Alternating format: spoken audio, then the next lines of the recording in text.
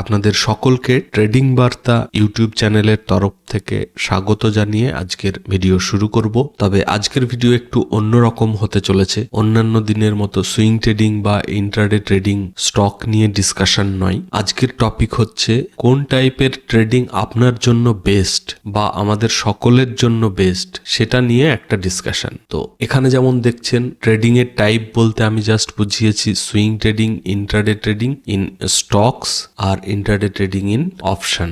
শুধু যে এই তিনটে টাইপের ট্রেডিং নিয়েই আলোচনা করব সেটা নয়। Investment, swing trading, stock trading, option trading, positional trading, পুরো বিষয়টা নিয়েই ডিসকাশন করব। তবে তার আগে বিগিনারদের জন্য কি কি টাইপের ট্রেডিং এবং সেগুলো কি তার ডিফারেন্স সেটা নিয়ে জাস্ট শর্টে একটু ডিসকাশন করে নিই, দেন আমি কোন ট্রেডিংটা বেস্ট সেটা নিয়ে ডিসকাশন করব। যদি বলি ইনভেস্টমেন্টটা কি, ধরে নিন আপনি কোনো স্টক আজকে বাই করলেন এবং 1 বছর বা তার বেশি যখন আপনি হোল্ড করে রেখে দিচ্ছেন আপনার ডিম্যাট অ্যাকাউন্টে, তখন সেটাকে আমরা ইনভেস্টমেন্ট বলতে পারি। তারপরে বলতে পারি যে পজিশনাল ট্রেডিং কি, এখানে অবশ্য লিখিনি বাট তবুও, যেটা ধরুন একটু বেশি সময়ের জন্য কোনো স্টক বেশ কিছুদিন মানে 2-3 মাস বা 6-7 মাস এরকম টাইমের জন্য একটা পজিশন ক্রিয়েট করলেন কোনো স্টকে, তখন আমরা সেটাকে পজিশনাল ট্রেডিং বলে থাকি। যদি বলি সুইং ট্রেডিং কি, ধরে নিন কোনো স্টক বা ইন্ডেক্সে আপনি কোনো পজিশন ক্রিয়েট করে বা বাই করে বা সেল করে যাই হোক, সেটা আপনি 2-4 দিন বা সপ্তাহখানেক বা বেশ কিছুদিন যদি হোল্ড করে যখন রেখে দেবেন, সেই ট্রেডিং স্টাইলটাকে আমরা সুইং ট্রেডিং বলে থাকি। এবার আসি ইন্ট্রাডে ট্রেডিং এ। ইন্ট্রাডে ট্রেডিং এ এখানে দুটো টাইপ আছে। প্রথমে বলি ইন্ট্রাডে ট্রেডিং কি। ধরে নিন কোনো একটা স্টক বা ইন্ডেক্সের প্রিমিয়াম আজকে এন্ট্রি করে আজকেই আপনি এক্সিট করছেন। সে হতে পারে 2-1 মিনিট বা 2-4 ঘন্টা, মানে দিনের শেষে আপনি এক্সিট করে দিলেন। সেটা হচ্ছে ইন্ট্রাডে ট্রেডিং। এবার আমরা 2 রকম ইন্ট্রাডে ট্রেডিং করে থাকি। একটা হচ্ছে স্টকে বা ইকুইটিতে ইন্ট্রাডে ট্রেডিং বা ক্যাশ ট্রেডিংও বলা হয়ে থাকে। অবশ্য স্টকেও অপশন বা ফিউচার ট্রেডিং করা যেতে পারে।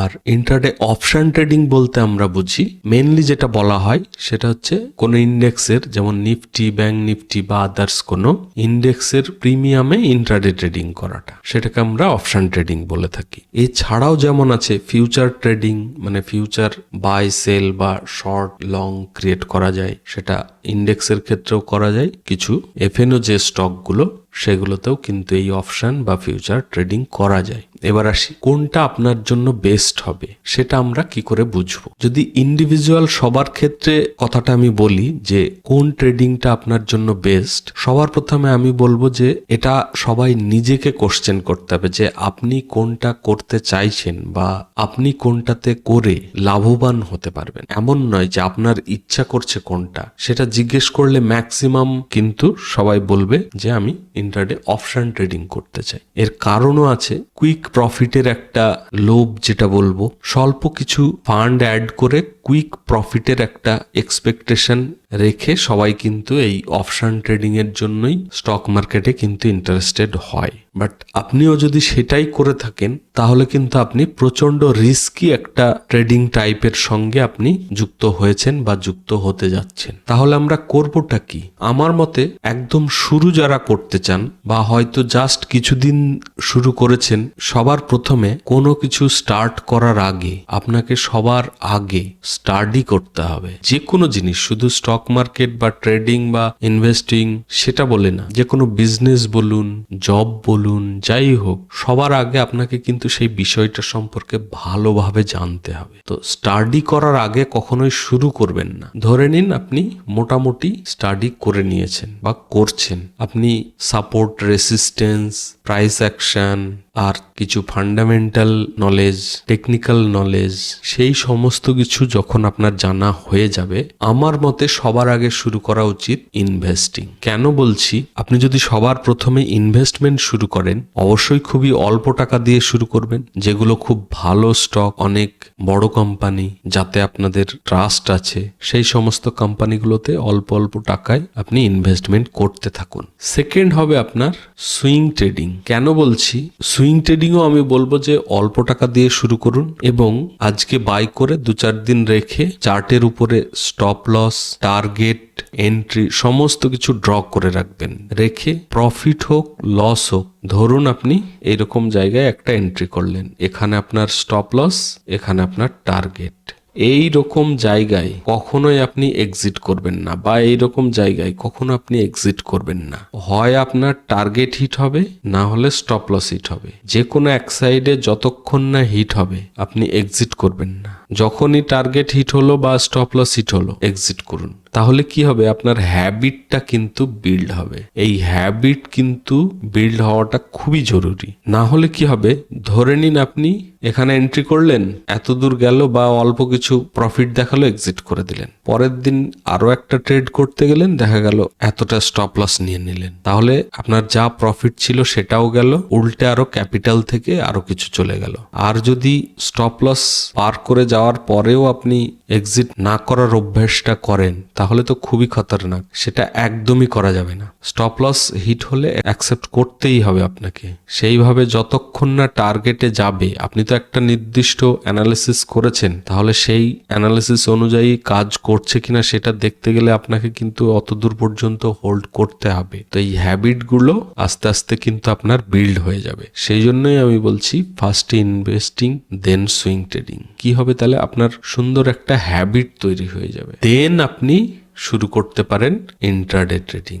যখন দেখবেন এখান থেকে বেশ কিছু ইনকাম হতে শুরু করেছে, আর এটা করবেন আপনি ওয়েলথ ক্রিয়েট করার জন্য, ঠিক আছে? কারণ আপনার তো ফিউচার আছে। ইন ফিউচারে আপনি তো সারা বছর আর ট্রেডিং করে যাবেন না। তো সেই ফিউচারের জন্য আপনাকে কিন্তু ইনভেস্ট করতেই হবে। সে স্টক মার্কেটে কিছু করলেন, কিছু এফডি করতে পারেন, বা আদার্স যে কোনো ভাবে আপনি সেভিংস করতে পারেন। তো এই সেভিংস এর জন্য কিন্তু আপনাকে সবার প্রথমে ইনভেস্টিং স্টার্ট করতে হবে। আর যারা যারা মনে করছেন যে প্রথমে ট্রেডিং করে কিছুটা টাকা জমিয়ে নিয়ে তারপরে সেভিংস করব, দেখবেন কোনোদিনই জমাতে পারবেন না। তো সেই জন্য প্রথমে সেভিংস, অল্প কিছু টাকা থাকলে সেটা সেভিংস শুরু করুন, একবারে না করে আস্তে আস্তে ধীরে ধীরে। আর সময় দিন।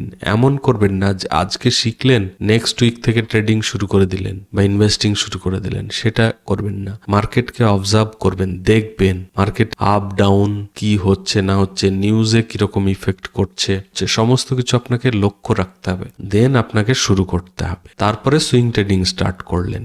সুইং ট্রেডিং করার পরে যেমন যেমন পয়সা আসতে শুরু করবে, ওটাকে কন্টিনিউ চালিয়েই যাবেন। দেন ইন্ট্রাডে ট্রেডিং করবেন অনলি স্টকে। অপশন ট্রেডিং একদম নয়। কারণ কি, সব থেকে রিস্কি হচ্ছে এই অপশন ট্রেডিং, প্রচন্ড রিস্কি। তো ইন্ট্রাডে ট্রেডিং যখন স্টকে স্টার্ট করবেন, পার ডে একটা করে স্টক বাছাই করবেন। মানে যেমন আমি টেলিগ্রাম চ্যানেলে লাইভ মার্কেটে ইন্ট্রাডে ট্রেডিং এর জন্য স্টক দিয়ে থাকি, সেইগুলোও দেখতে পারেন, বা আপনি নিজের ইচ্ছা মতো বাছাই করতে পারেন। তো সেখান থেকে ধরে নিন 5-6টা স্টক বা 4-5টা স্টক আপনি বাছাই করলেন। তার মধ্যে থেকে যে কোনো একটা, একদিনে একটাই ট্রেড ইন্ট্রাডে। তাই একটা স্টক বাছাই করে ওই 3-4টের মধ্যে থেকে একটাকে সিলেক্ট করে সেটাতে ইন্ট্রাডে ট্রেডিং করলেন। বাই সাইড হতে পারে, সেল সাইড হতে পারে। সেম যেমন সুইং ট্রেডিং এর ক্ষেত্রে বলেছিলাম, টার্গেট, স্টপ লস, এন্ট্রি চার্টে মার্ক করবেন। যতক্ষণ না টার্গেট হিট হবে বা স্টপ লস হিট হবে ওয়েট করবেন। তাড়াতাড়ি এক্সিট করবেন না। টার্গেট হিট হলো এক্সিট, ডে ক্লোজ। সেই দিনকে আর অন্য কোনো ট্রেডিং করবেন না। সেম ভাবে যদি স্টপ লসও হিট হয়ে যায় তাহলেও কিন্তু ডে ক্লোজ, আর কোনো ট্রেডিং করবেন না সেদিন। কারণ আপনার হ্যাবিটটা কিন্তু বিল্ড হওয়া উচিত। যখন আপনি বিগিনার থেকে 1 বছর 2 বছর টাইম হয়ে যাবে, তখন আপনি একটা জায়গায় 2-3টে করতে পারেন বা 4টেও করতে পারেন। তখনও কিন্তু এমন নয় যে একদিনে 10টা 20টা 30টা করে ট্রেড করবেন, সেরকম কিন্তু করবেন না। এবার তাহলে সবার কোশ্চেন আসছে, তাহলে অপশন ট্রেডিং কি করব না? অবশ্যই করবেন। কখন করবেন? যখন এই সুইং ট্রেডিং এবং ইন্ট্রাডে স্টক ট্রেডিং থেকে খুব ভালো প্রফিট করতে শুরু করবেন। প্রত্যেক মাসে ধরে নিন আপনার এক্সপেকটেশন অনুযায়ী অনেক ভালো প্রফিট করতে শুরু করলেন। মাসের পর মাস যখন আপনি প্রফিট করতে থাকবেন, তখন এই প্রফিটের থেকে কিছুটা টাকা আপনি অপশন ট্রেডিং এর জন্য ইউজ করতে পারেন। কিরকম? যখন আপনার ক্যাপিটাল মিনিমাম 30K, প্রফিটের টাকা থেকে আপনার 30 30K অপশন ট্রেডিং এর জন্য মিনিমাম লাগবে, কিন্তু অপশন বাইং এর ক্ষেত্রে, সেলিং এর ক্ষেত্রে তো আরো অনেক, সেলিংটা এখন নয়। তো মিনিমাম 30K দিয়ে আপনি 1 লট করতে পারেন। এটা যদি 50K হয় আরো ভালো। 30K মিনিমাম লাগবেই লাগবে। দিয়ে 1 লট দিয়ে আপনি নিফটিতে স্টার্ট করতে পারেন। প্রথমে যে কোনো একটা ইন্ডেক্স ধরবেন, আমি বলবো নিফটিতে করুন। পরে যখন অনেক এক্সপিরিয়েন্স হয়ে যাবে, ভালো প্রফিট করতে শুরু করবেন, তখন আপনি ব্যাংক নিফটি স্টার্ট করতে পারেন। এবার ধরুন কেউ অলরেডি অপশন ট্রেডিং করছেন বাট লসে আছেন ধরুন, তাহলে কি করবেন? আমি বলবো সবার আগে অপশন ট্রেডিং বন্ধ করুন, করে আপনি ইন্ট্রাডে স্টকে করুন। আর সঙ্গে সুইং ট্রেডিং সব সময় করবেন না, যখন যখন মার্কেট ভালো বুলিশ থাকবে সেই টাইমে করবেন। ইন্ট্রাডে স্টক ডেলি বেসিসেই করতে পারেন। তো 2-3 মাস বন্ধ দিয়ে ইন্ট্রাডে ট্রেড করে আপনি আগে প্রফিট করুন। যখন এই স্টকে আপনি কন্টিনিউ 3 মাস প্রফিট করবেন এবং আপনার ক্যাপিটালও ভালো, বা এই প্রফিট করে প্রফিটের টাকা থেকে আপনি অপশন ট্রেডিং করতে পারেন। কারণ একটাই, যে সব থেকে রিস্কি হচ্ছে এই অপশন ট্রেডিং। আপনার 1 দিন 2 দিন 10 দিন আপনার প্রফিট হবে, বাট হঠাৎ করে কুইক মুভমেন্ট এসে 2 দিন 3 দিনে কিন্তু সমস্ত প্রফিট শেষ করে দিতে পারে। যদি আপনি কোয়ান্টিটি সাইজ ঠিক না করেন, আপনার অ্যাভারেজিং করা অভ্যেস থাকে, বা রিস্ক ম্যানেজমেন্ট ঠিক না থাকে, তাহলে কিন্তু একদম শেষ। তো সবার কাছে রিকোয়েস্ট থাকবে, অপশন ট্রেডিংটা আপনার লাস্ট চয়েস, ঠিক আছে? আগে এইগুলোতে প্রফিট করে চেষ্টা করুন সেই প্রফিটের টাকা থেকে অপশন ট্রেডিং করতে, বা মিনিমাম এই স্টক ট্রেডিং করে 3 মাস 4 মাস আপনার প্রফিট হবে, তারপরে অপশন ট্রেডিং স্টার্ট করবেন, তাও কম কোয়ান্টিটি নিয়ে। ধরুন আপনি স্টক ট্রেডিং করছেন 2 লাখ নিয়ে, তাহলে অপশন ট্রেডিং করবেন 50,000, অনলি 1 লট। কেন 1 লট? কারণ যেহেতু প্রচন্ড রিস্কি, 1 দিন 2 দিন দেখা গেল 4-5 দিন কন্টিনিউ পরপর লস হচ্ছে, তাহলে যেন আপনার এই 1 লট দিয়ে ট্রেড করার যে ক্যাপিটাল রিকোয়ার্ড, সেই টাকাটা কিন্তু শেষ পর্যন্ত আপনাকে থাকতে হবে। তো রিস্ক ম্যানেজমেন্ট কিন্তু আপনাকে খুব ভালোভাবে মাথায় রেখে চলতে হবে। আপনাদের রিস্ক ম্যানেজমেন্টের উপরে যদি ভিডিও লাগে তাহলে বলবেন, আমি আপনাদের জন্য নিয়ে আসবো। কত কোয়ান্টিটি আপনি কত ক্যাপিটালে ইন্ট্রাডে ট্রেডিং স্টকে করতে পারেন, অপশনে কত কি করতে পারেন, বা সুইং ট্রেডিং এর জন্য কিরকম ভাবে কি রিস্ক ম্যানেজমেন্ট করতে হবে, সমস্ত কিছু নিয়ে আমি কিন্তু ভিডিও নিয়ে আসবো, আপনারা যদি কমেন্টে জানান। আর প্লিজ ভিডিওটা লাইক করবেন, সাবস্ক্রাইব করা না থাকলে অবশ্যই সাবস্ক্রাইব করবেন। এবার আসি কবে কবে ইন্ট্রাডে অপশন ট্রেডিং করতে পারেন।